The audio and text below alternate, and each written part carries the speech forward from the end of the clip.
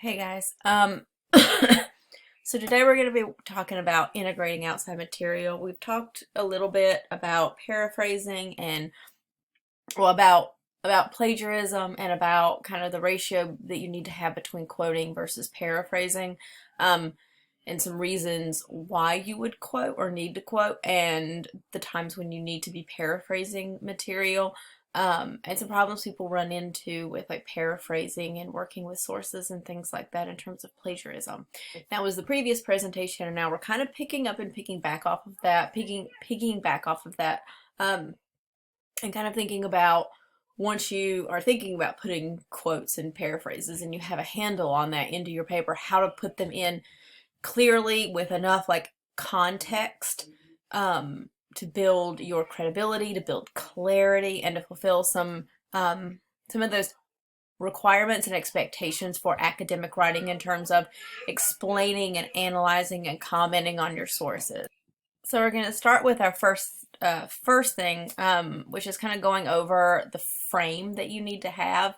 And again, what we're going to be going over is not necessarily a formula, but it is kind of a frame of mind that you need to have for how to build a frame around, especially quoted material when you pull it into your paper. And we're going to start with the reasoning for that frame.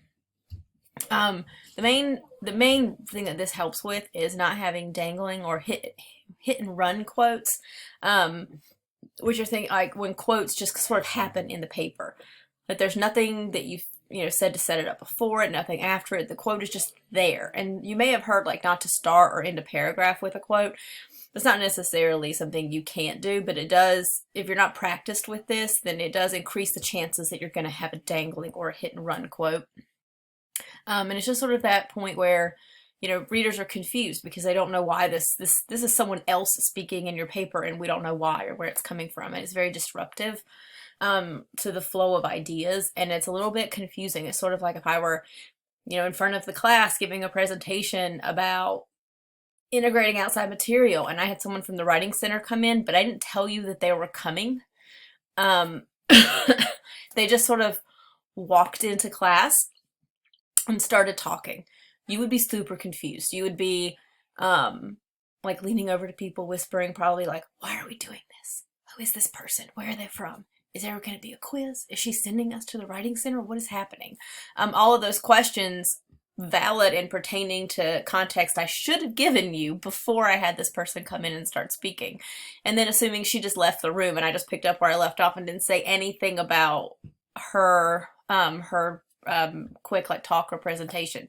So you don't even know what you're supposed to take away from it.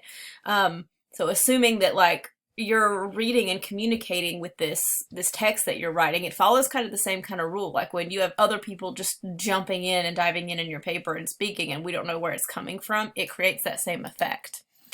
So this is sort of the formula for the frame, is to make sure you're introducing and giving context to important paraphrases, and it's always quotes, like especially quotes.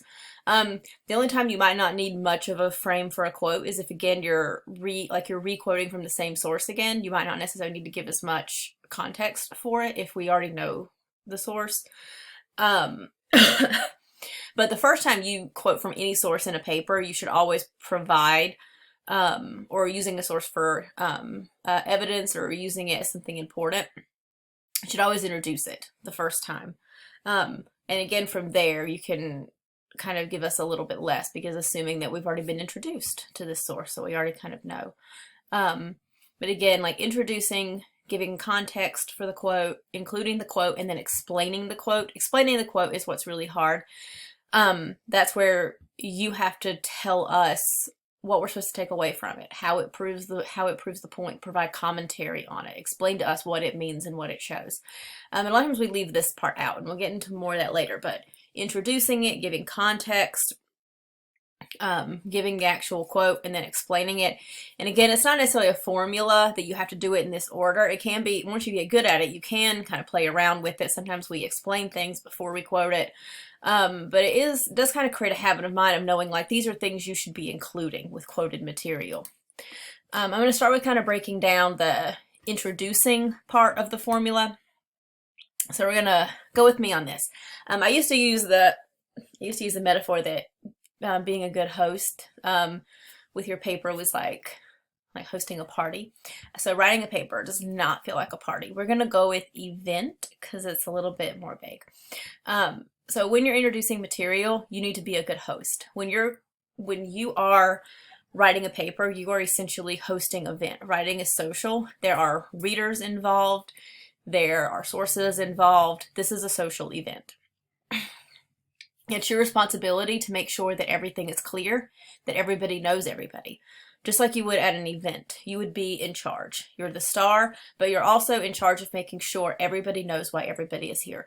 Your readers are your guests, your sources are your invited guests or speakers, and of course if you were having someone speak, stand up to speak to the room, you would introduce them first and explain who they are and why they're there. Same concept in a paper. It's the same sort of social principles and basic kind of sense of how to communicate with a lot of people. Your readers haven't done your research. They need to know who your sources are and why they should trust them. So just remember that you're the mediator, you're the host, you're the one who's supposed to be in control. And part of that is providing clarity and making sure everybody knows everybody.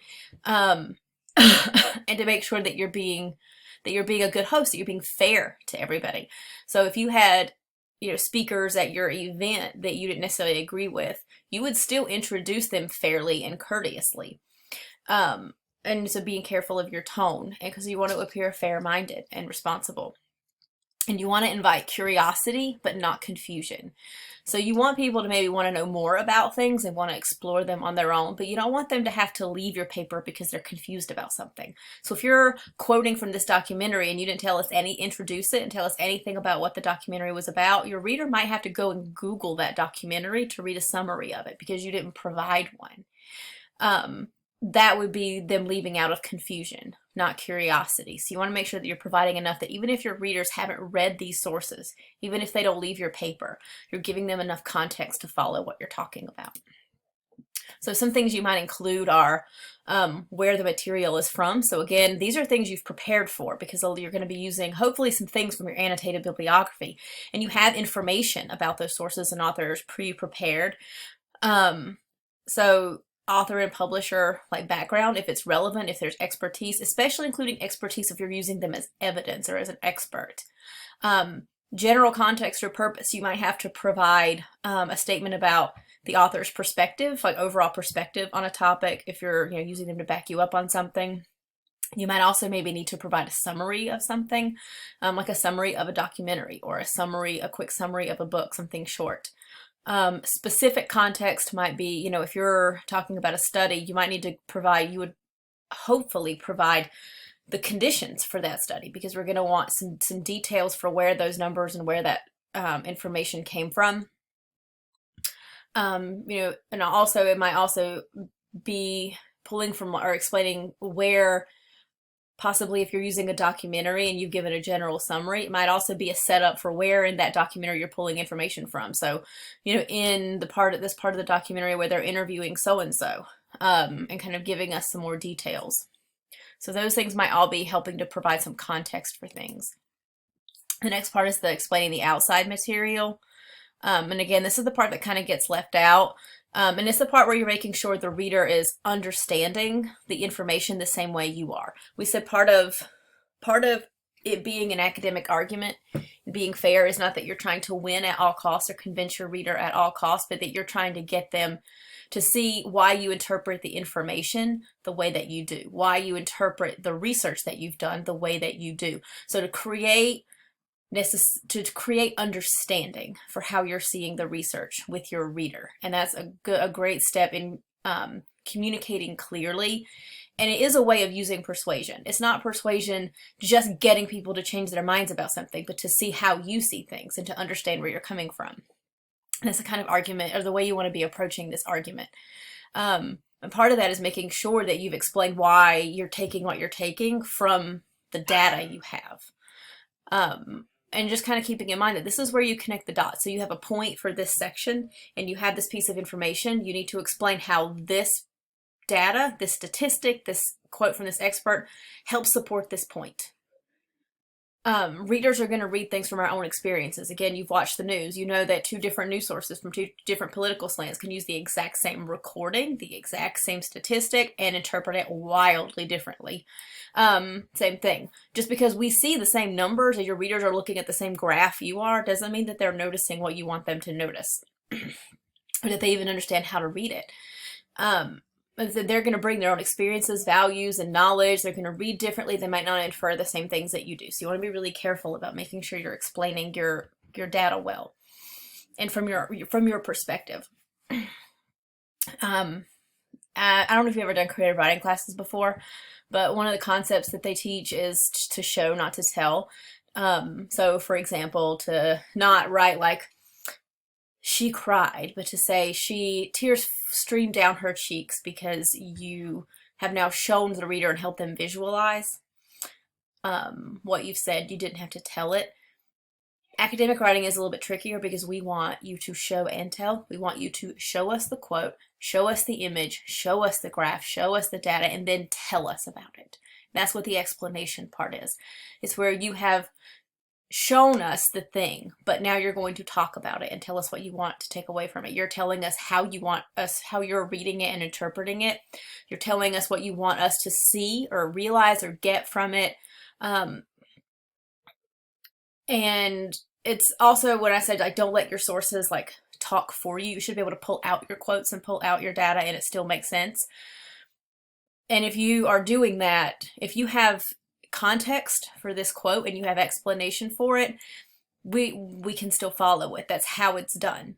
The quotes are there to provide almost ways to show and support what you are already saying, but you have to say it first. You can't allow the quote to do it for you, and this is kind of where that comes in. And just kind of keep in mind when you're thinking about, should I quote or should I paraphrase? If you feel like this straight up does not need explanation or commentary, it's not worth quoting. This is what it might look like. Have the quote, and then it sounds a little bit like you're almost re-paraphrasing it with your own analysis. It sounds like you have the quote, and then it says like, basically this author is affirming, and then explaining like how it proves the point. In other words, this author believes. In other words, this graph argues or illustrates the essence of this person's argument, or even this picture or this graph. What it shows is this. So some of the questions you might want to think about when you're considering, what do I need to explain? Are there terms, language, or wording the reader doesn't understand? Remember, you don't want these lovely sounding, super disciplinary, specific quotes that your reader doesn't know what the heck to do with it or what it even means, because they might not be experts and they don't know what this language means. That's one of the reasons to paraphrase definitions. And if you really need this quote because it's the author's words and they're supporting you on something, explaining what it means after it. You want to think about, does it prove a certain point or perspective you're trying to make, or does it reveal something about the issue and its significance that you want the reader to pick up on? So I'm going to look at a couple of examples. This one you may or may not have read, Letter from Birmingham Jail, but again, you shouldn't have had to in order to follow. Martin Luther King knew how to skillfully appeal to his audience. In Letter from Birmingham Jail, for example, he writes, "In your statement you assert that our actions, even though peaceful, must be condemned because they precipitate violence. Isn't this like condemning Jesus because his unique consciousness and never-ceasing devotion to God's will precipitated the evil act of crucifixion?" Okay, cool. That's like a super nice sounding quote, right? But all things aside, like if this was all you were given, there's a whole lot left that you would have to Google Letter from Birmingham Jail to figure out a lot of things here. The claim is that he knows how to skillfully appeal to his audience, but we don't know who his audience is.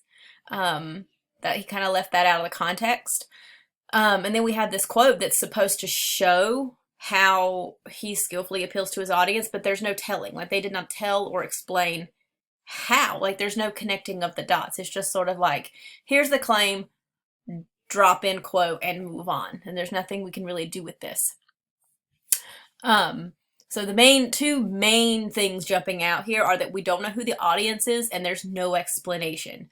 So who is his audience? Like how do we know that this is appropriate for that audience? How does this, illustrate that he skillfully appeals to his audience? There's a lot of things kind of left out. And this is how it should sound.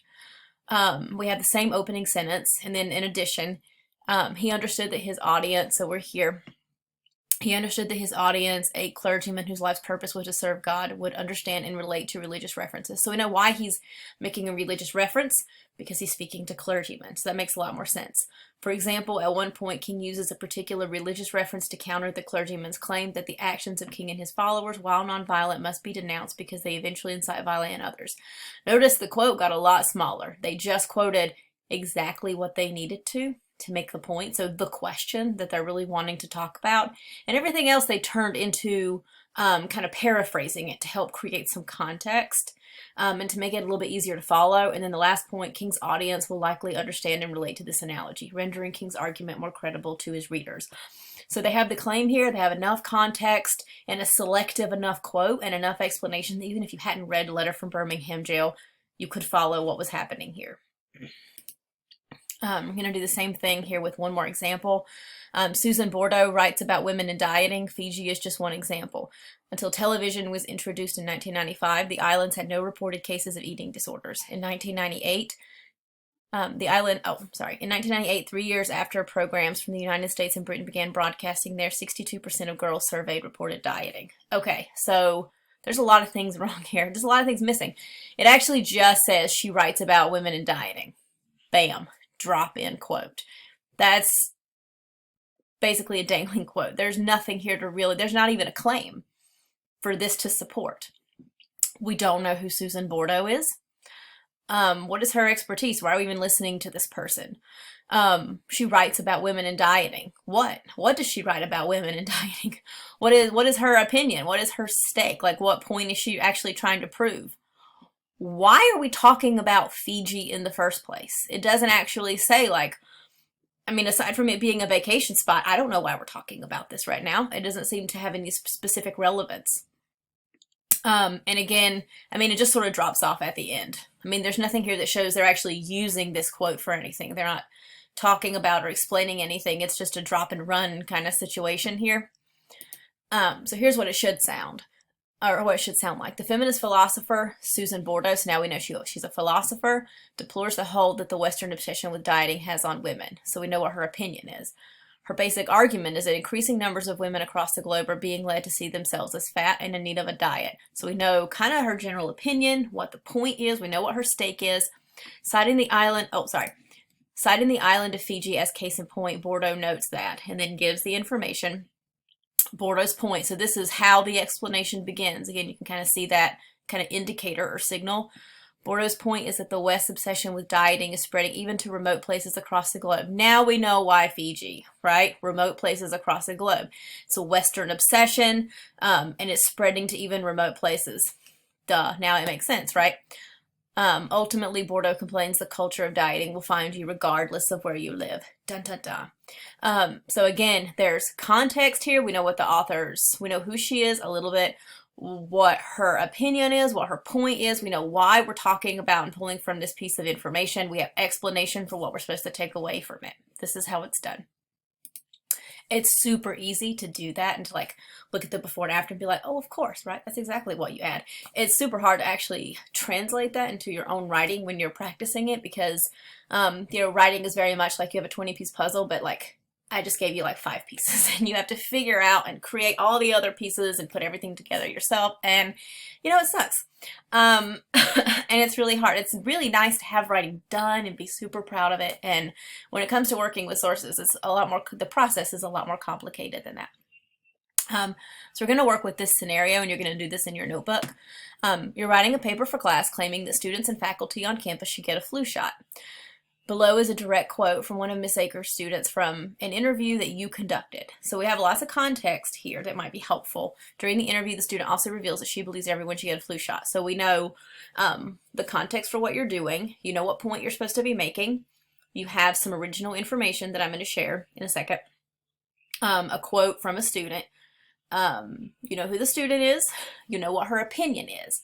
Okay, so the quote is, Professor Akers' class was canceled last Monday because she came down with the flu, and it was the last class before our assignment was due. I sent her an email about the questions I had, but I wasn't able to show her the paper, and the student's name is Jennifer Pooler.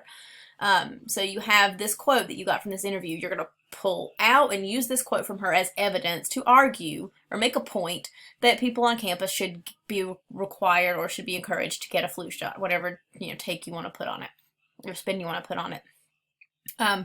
So you actually have right here all the information you need to write a paragraph similar to the ones we just looked at. In your notebook, you're going to use this framing technique, introduction and explanation, to, and on this original presentation you could work with a partner, but it's a little bit hard to do that remotely. You are going to make an opening point. You are going to provide some context for this piece of evidence that you're going to use to make that point.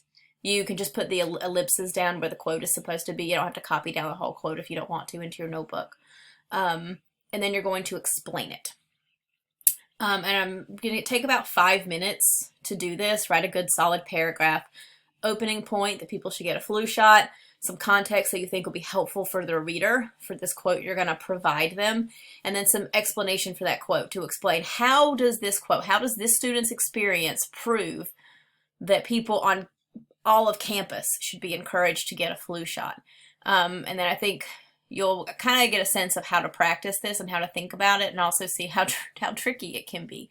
So take about 5 minutes, take a stab at it, and then come back to me.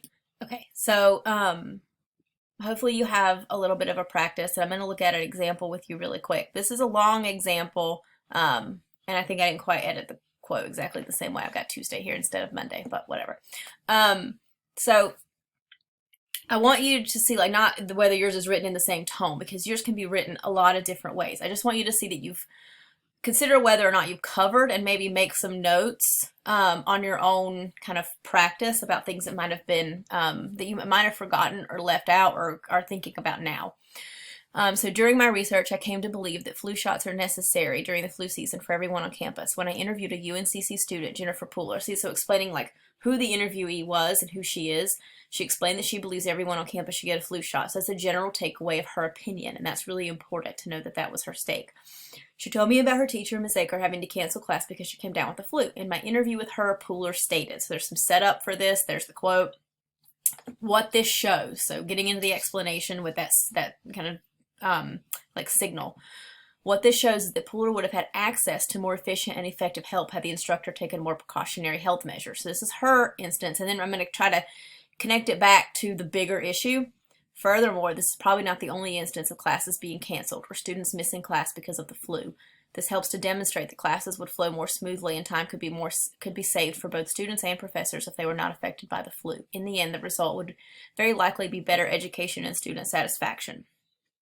Okay, so you can see here now it's not just this one quote. There's lots of stuff around it that's important for connecting all the dots, showing where it came from, giving the right amount of context for it, explaining how it proves, like what to take away from this immediate circumstance, and then how to connect it to the bigger issue. If you've ever gotten a paper back from a professor or teacher that was like a research paper, and so there's not enough of your own words or your own stuff in here, these are likely the kinds of things that we're missing, along with including like your own examples and your own questions and that kind of stuff.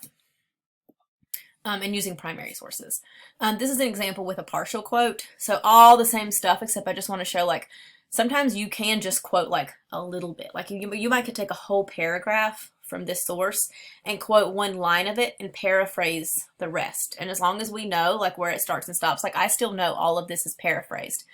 Miss Aker telling about Miss Aker having to cancel class because she came down with the flu. The class had a paper due, and although Miss Aker was available via email regarding questions, Jennifer wasn't able to show her.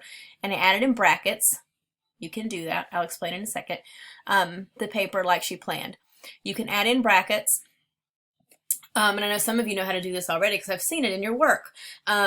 You can to add in commentary, clarification, to change things from like singular to plural, or change tenses to make it flow better. You can edit quotes that you pull in, actually, as long as you put brackets around whatever you changed to let the reader know that you made an adjustment to that quote to make it fit better. And then same stuff here, same explanation. An example with synthesis, we talked about this in some earlier presentations, that the goal here is to use multiple sources and bring them together, make connections, and use several pieces of information, not just relying on one thing to make your point. So I could, this is just a quick example, I could start out with, during my research, I came to believe that flu shots are necessary during the flu season for everyone on campus. I learned that, according to the National Foundation for Infectious Diseases, that when college students get the flu, they can average more than 8 days of illness, which can impact their class attendance and school performance. However, this problem can impact more than just the students. When I interviewed a UNCC student, Jennifer Pooler, kind of got into this again. And I just added this so I could include this interview. So it's one person's experience, combine it with data from the National Foundation for Infectious Diseases, and it not only makes a clearer point, it makes a better point, because now I've come at it from more than one place, and that's what you want to kind of practice doing. I'm going to come back to this at the end, come back to this signal phrases thing again, that we practice these in the annotated bibliography. With your summaries, we said, like, signal phrases are important to improve clarification and objectivity, to show that the points come from your source and not from you. Helps create that third person and objective perspective. So we did talk about that, but I want to talk about how you're going to use these in your in your digital essay also.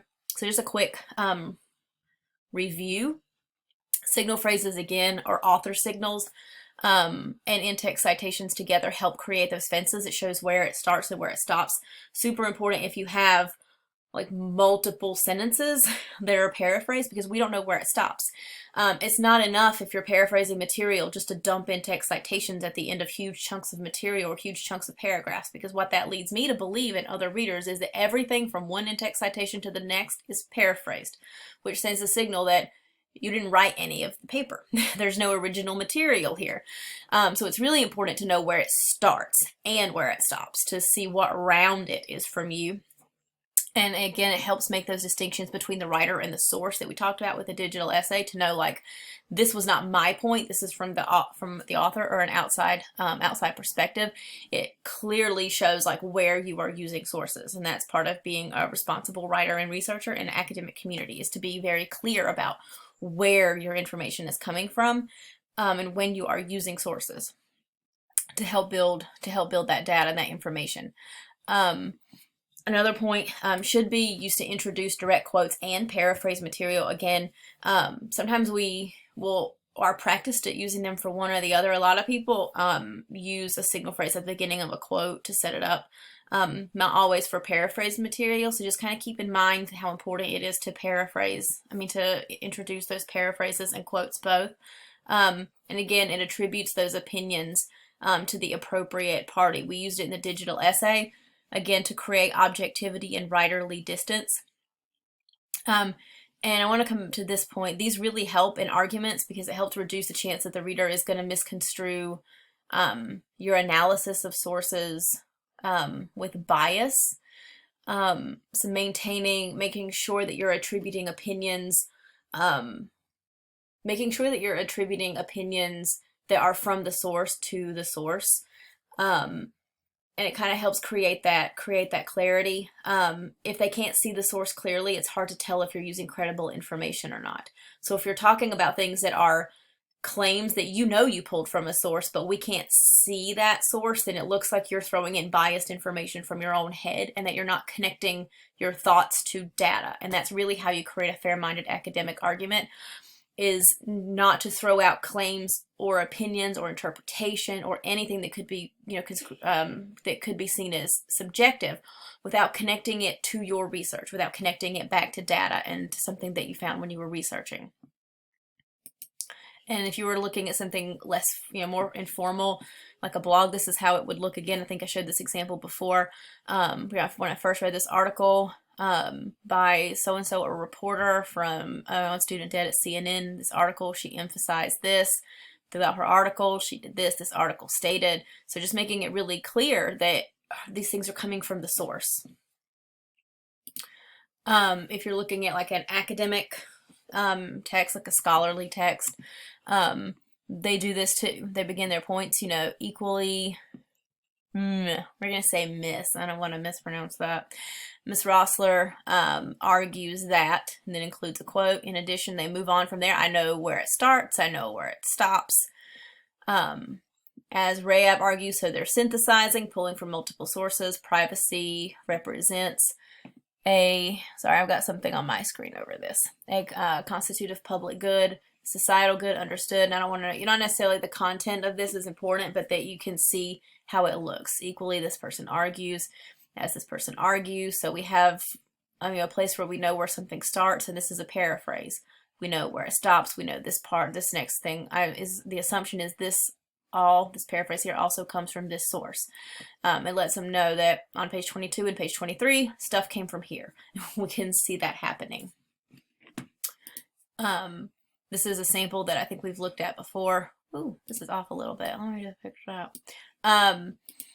So the first sample, this is without a signal phrase, and I want to explain the difference between a general and a specific signal phrase. The merits of cancer screening must be reappraised. If I just said that, I don't know. I'm assuming the author, like the actual, like if this were your paper that you made this claim. If you have a general signal phrase, like many doctors conclude that. So if you're talking about like trying to debunk stereotypes, you might say many people fear that, or because of stereotypes in film, many people assume this. You're still creating clarity around whose opinion this is. A specific signal phrase kind of looks like this. Actually, let me move this down a little bit because I don't think it's getting my whole screen in here very well. Without a signal phrase, it might be, however, the merits of cancer screening are currently debated by new data. Bam, quote starts. I don't know where this came from. I don't know who's saying it. I don't even know why there's a quote here. This is a dangling quote, or kind of a hit and run quote. It just sort of appears and then you move on. If it's revised with a specific signal phrase, so it means it's like from a source or from a certain person.